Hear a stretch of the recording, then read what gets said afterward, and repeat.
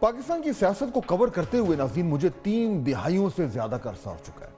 جب میرا پہلا کالم اخبار میں چھپا تھا تو اس وقت میاں نواز شریف کی وزارت عظمیٰ کا پہلا دور تھا۔ اس طویل صحافتی سفر نے مجھے اور کچھ سکھایا ہو نہ ہو، مگر اس بات کی سمجھ آ گئی ہے کہ سیاستدان اور حکمران دھڑا دھڑ فیصلے کم ہی کرتے ہیں۔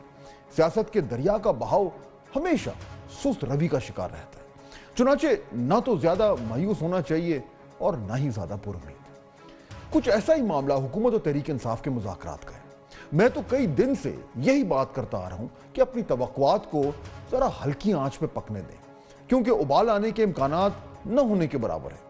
مذاکرات کی دیگ گزشتہ 3 ہفتے سے پک رہی ہے، لیکن ہانڈی گلنے کا نام ہی نہیں لے رہی۔ پہلے آپ کے گردان میں اس عرصے کے بعد آج بھی معاملات جہاں کھڑے ہیں، لگتا یوں ہے کہ یہی کہا جا رہا ہے کہ اچھا چلو دیکھتے ہیں اگلے چند دن میں کیا ہوگا، اور جو بھی ہوگا وہ یہ تو واضح ہے کہ جلد بازی میں نہیں ہوگا۔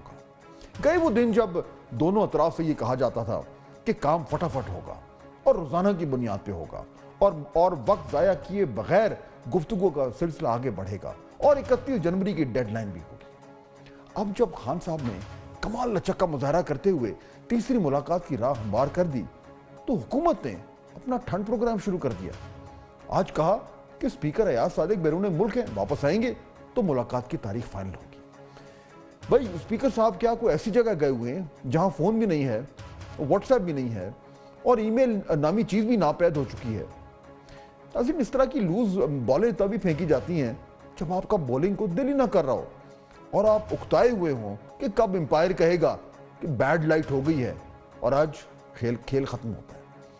مذاکرات کا کھیل فی الحال ختم تو نہیں ہوا، مگر سلو اوور پھینکنے پر حکومت کو فائن ضرور ہونا چاہیے۔ ناظرین اس وقت یہ سارا سلسلہ پروسیس اور پروسیجر کا محتاج ہوا ہے۔ اصل معاملے پر تو ابھی 0/0 پیش رفت ہے۔ اوپر سے خان صاحب کا پیغام آیا کہ تیسری ملاقات کے بعد اگر جوڈیشل کمیشن نہ بنا تو پھر نہ ہی سمجھے۔ گویا کہ دونوں سائیڈز ایڑی چوٹی کا زور لگا رہی ہیں کہ مذاکرات فیل ہوں، اور ستم ظریفی یہ ہے کہ ان کو فیل کرنے میں بھی دونوں سائیڈیں فیل ہو رہی ہیں۔ چنانچہ حکومت کی طرح آپ بھی ٹھنڈ پروگرام کرائیں، چل کریں۔ یہ 1 قدم آگے اور 2 قدم پیچھے کیوں ہی چلتا رہے گا، اور پھر ایک دن آئے گا کہ تمام فریقین کی کوششیں رنگ لے آئیں گی اور وہ مذاکرات کو فیل کرنے میں فیل ہونے کی بجائے کامیاب ہو جائیں گے۔ فیلئر میں کامیابی ڈھونڈنا اور کامیابی سے فیل ہونا، یہ بھی ہماری سیاست کا درہ امتیاز ہے۔ اور ناظرین اب جاتے جاتے ناظرین خبر یہ ہے کہ 2 بڑے بڑے پتھر ہمارے قریب سے گزر گئے ہیں، ہمیں لگے بغیر۔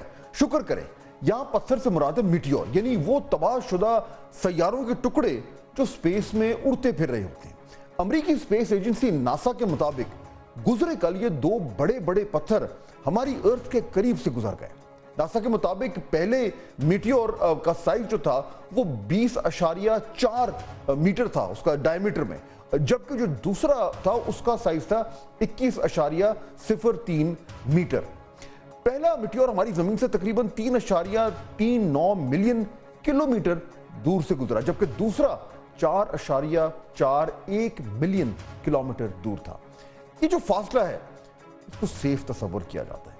ناسا کے مطابق اگر میٹیور اور زمین میں فاصلہ جو ہے وہ 7.4 ملین کلومیٹر کے قریب ہو تو پھر خطرے کی گھنٹیاں بجنا شروع ہو جاتی ہیں۔ ناظرین کہا جاتا ہے کہ آج سے لاکھوں سال پہلے ایک ایسا ہی میٹیور جو ہے وہ زمین سے ٹکرایا تھا، اور اس خوفناک ٹکر سے جو ڈائناسورز تھے ان کی پوری نسل جو ہے وہ فنا ہو گئی تھی۔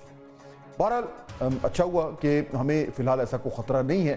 آج ارتھ کو اگر کوئی اصل خطرہ ہے تو وہ اس پر بسنے والے انسانوں سے ہی ہے۔